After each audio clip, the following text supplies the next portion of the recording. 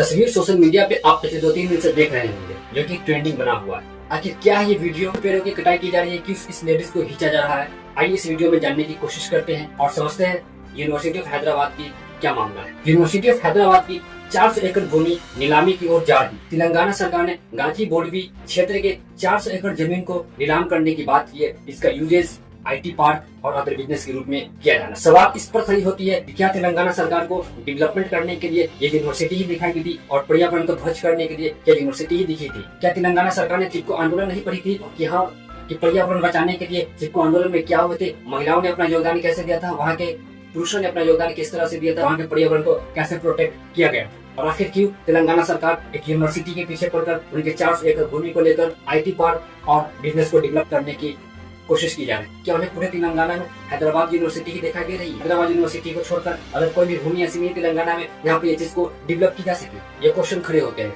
Hyderabad university की administration का ये दावा है कि ईयर 1975 में जब भारत के पूर्व प्रधानमंत्री इंदिरा गांधी हुआ करते थे, उन्हें 2324 एकड़ जमीन हैदराबाद यूनिवर्सिटी के लिए अलॉटमेंट की गई। छात्रों का विरोध प्रदर्शन, और जैसे ही यह खबर यूनिवर्सिटी ऑफ हैदराबाद को पता चलती है, वहाँ के छात्र छात्रा और वहाँ के इन्विजिलेटर आंदोलन की तरफ कूच करते हैं और इन्विजिलेटर का सपोर्ट जैसे स्टूडेंट्स को मिलता है, ये प्रोटेस्ट हाई लेवल हो जाती है और इस आंदोलन के भीड़ को एकत्रित करना मुश्किल होता जाना। तभी वहाँ पर हैदराबाद की पुलिस कुछ एक्शन लेती है और वहाँ पर स्टूडेंट्स के ऊपर लाठीचार्ज की जाती है। जब स्टूडेंट्स के ऊपर लाठीचार्ज होती है, वहाँ 20 छात्र और छात्रा घायल हो जाते हैं, जिससे यूनिवर्सिटी ऑफ हैदराबाद के स्टूडेंट्स और वहाँ के इन्विजिलेटर्स नाराजगी जताते हैं। रजिस्ट्रार से भी है कि उनकी और CM की ये मिली भगत है। अपना यूनिवर्सिटी का लैंड है वो हमसे छीन लिया गया है, जो हमारा रिच बायोडाइवर्सिटी था। तो हम इसके लिए लड़ रहे हैं ताकि पर्यावरण भी बचाना है और पब्लिक एजुकेशन का हमारा एक्सेस हमसे न छीन जाए। ये दोनों चीजों को बचाने के लिए एक साथ तीखा संघर्ष कर रहे हैं। लेकिन ये राज्य सरकार ने बोल रहे, वो तो सरकारी का लैंड है बोल रहे हैं। अगर ऐसा था तो ये बात पहले से क्यों नहीं आई? ये बात आज आप बोल रहे हैं कि ये राज्य सरकार का लैंड है। आज के पहले ये राज्य सरकार का लैंड क्यों नहीं था? आज आप अचानक से आकर के हमारे जमीन पे धावा बोल रहे हैं। ये कल तो नहीं था, परसों तो नहीं था, आज क्यों है? 1974 में जब यूनिवर्सिटी बनी इंदिरा गांधी के प्रयास से, तब यूनिवर्सिटी का एक अलग एक्ट था जिसमें ये सिर्फ 400 एकड़ नहीं, बहुत बड़ा सा जमीन ये यूनिवर्सिटी के अधीन आता था। लेकिन बाद में जब दूसरी सरकारें थी, नायडू की सरकार थी, BRS की सरकार थी, तो 2002 और 2004 के बीच में शायद लैंड के बदले लैंड ट्रांसफर की बात करी गई, जिसके माध्यम से DIFR को जमीन दिया, गचीवाली स्टेडियम को जमीन दिया, IIIT को जमीन दिया, नालगंडला और HCU बस डिपो को जमीन दिया और नवोदया जो रीजनल सेंटर चलता है उन सबको जमीन दिया, और उसके बदले में वो हमें जमीन देने वाले थे। तो ऑलरेडी हम 400 एकड़ से ज्यादा जमीन उनको दे चुके हैं, तो फिर वो दोबारा क्यों हमसे क्लेम कर रहे हैं कि 400 एकड़ जमीन हमारा है? बात जमीन की नहीं है। अगर बोलता हूँ जमीन हटा दो तो एक पल के लिए आप सोचो, सस्टेनेबल डेवलपमेंट आप बोलते हो, जंगल हटाना, रात में आप बुलडोजर क्यों लगा रहे हो? अगर आप सही हो आप प्रूफ दो और लीगल तरीके से एक्शन लो। कल उनके मीडिया चैनल में ये बोला गया कि ये जितने स्टूडेंट्स प्रोटेस्ट कर रहे हैं वो पेड आर्टिस्ट है। क्या वो हमारे ID कार्ड को चैलेंज करेंगे आके? वो कहते हैं कि हम लोमड़ी है, हम कहते हैं कि वो लोमड़ी और वो पेड आर्टिस्ट है और वो बेवकूफ बना रहे हैं तेलंगाना के सारे सिटीजन को और वोट हड़प रहे हैं झूठी नीति बना के।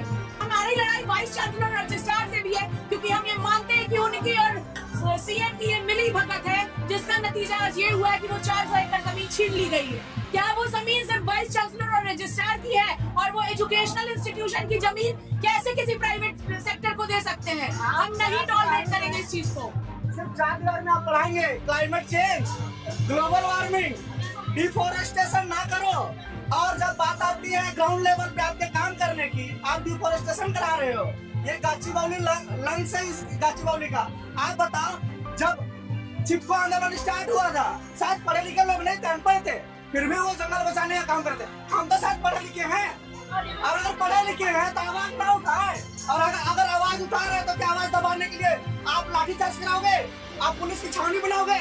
क्या वो पढ़े लिखे नहीं है? अगर आप पर्यावरण की बात करते हो तो पर्यावरण सबके लिए है, ना मेरे लिए ना रेवंत रेड्डी के लिए, सबके लिए एक है। तेलंगाना हाई कोर्ट से जस्टिस की डिमांड करते हैं कि किसी भी यूनिवर्सिटी को जो कि एक एजुकेशन इंस्टीट्यूशन है, वहाँ पर किसी तरह के इलीगल काम न किया जाए, वहाँ पे किसी तरह के बिजनेस को फैलावा न किया जाए, क्योंकि यूनिवर्सिटीज के अंदर एजुकेशनल बात की जाती है, एजुकेशनल से रिलेटेड नॉलेजेस दी जाती है। तो इस तरह की इन्वायरमेंट अगर वहाँ पर होगी तो स्टूडेंट्स की लाइफ बिल्कुल खतरे में हो जाएगी। और इसे यूनिवर्सिटी के स्टूडेंट्स पर्यावरण और इन्वायरमेंट से इसे जोड़ते हैं कि अगर वहाँ पर बिजनेसेस एस्टैब्लिशमेंट और IT पार्क बनते हैं तो हमारे इन्वायरमेंट को इससे ठेस पहुंचेगी। एक तरफ सरकार ये करती है ई व्हीकल्स को प्रमोट कर रही है, क्लाइमेट चेंज फेस कर रहे हैं, ग्लोबल वार्मिंग फेस कर रहे हैं, और एक तरफ इन्वायरमेंट को ध्वस्त किया जा रहा है और उस पर बिजनेस को डेवलपमेंट करने की बात की जा रही है। आखिर किस तरह का सस्टेनेबल डेवलपमेंट की बात हो रही है? एक अच्छे जहाँ पर हमें इन्वायरमेंट मिल रही है उस इन्वायरमेंट को हम लोग ध्वस्त कर वहाँ बिजनेस एस्टैब्लिश करने की बात की जा रही है और आर्टिफिशियल चीज को एस्टैब्लिश करने की बात की जा रही है और हमारे इन्वायरमेंट को नुकसान पहुंचाने की बात की जा रही है। इस इन्वायरमेंट प्रोटेक्शन को लेकर छात्रों का ये कहना है कि यहाँ पर कम से कम 445 प्रजाति के जीव जंतु यहाँ पर निवास करते हैं और वनस्पति यहाँ पर रहते हैं, जैसे मोर, पक्षी, भैंसों की तालाब और मशरूम रॉक्स शामिल हैं। यूनिवर्सिटी ऑफ इलाहाबाद के स्टूडेंट्स और इन्विजिलेटर इन्हें राष्ट्रीय उद्यान घोषित करने की मांग कर रहे हैं और सरकार से प्रोटेक्शन करने की मांग कर रहे हैं। अभी ये फिलहाल पब्लिक इंस्ट्रूमेंट लेजिस्लेशन के तहत तेलंगाना हाईकोर्ट में इसकी केस हो गई है। अब देखना ये दिलचस्प होगा कि अब तेलंगाना हाईकोर्ट इस पर क्या निर्णय लेती है। क्या सुप्रीम कोर्ट जाने की भी नौबत पड़ सकती है या नहीं, ये तेलंगाना हाईकोर्ट ही यूनिवर्सिटी के हक में फैसला कर सकती है और स्टूडेंट के हक में फैसला कर सकती है। और हमारे इन्वायरमेंट को प्रोटेक्ट करने के लिए तेलंगाना हाईकोर्ट क्या इस पर डिसीजन लेती है? क्या हैदराबाद यूनिवर्सिटी के स्टूडेंट्स के हक में न्याय होगा, उनके इन्वेस्टिगेटर के हक में न्याय होगा, इन्वायरमेंट को देखकर डिसीजन दिया जाएगा? इन सभी सवालों के जवाब का हम लोग इंतजार करेंगे तेलंगाना हाईकोर्ट के डिसीजन आने तक। आप क्या सोचते हैं कि हैदराबाद यूनिवर्सिटी के 400 एकड़ जमीन को हटाकर वहाँ पर बिजनेस और IT पार्क स्टैब्लिश होनी चाहिए या नहीं होनी चाहिए? अपनी राय कमेंट बॉक्स में जरूर दें। मिलते हैं नेक्स्ट एपिसोड में इस कंटेंट के साथ, तब तक के लिए जय हिंद।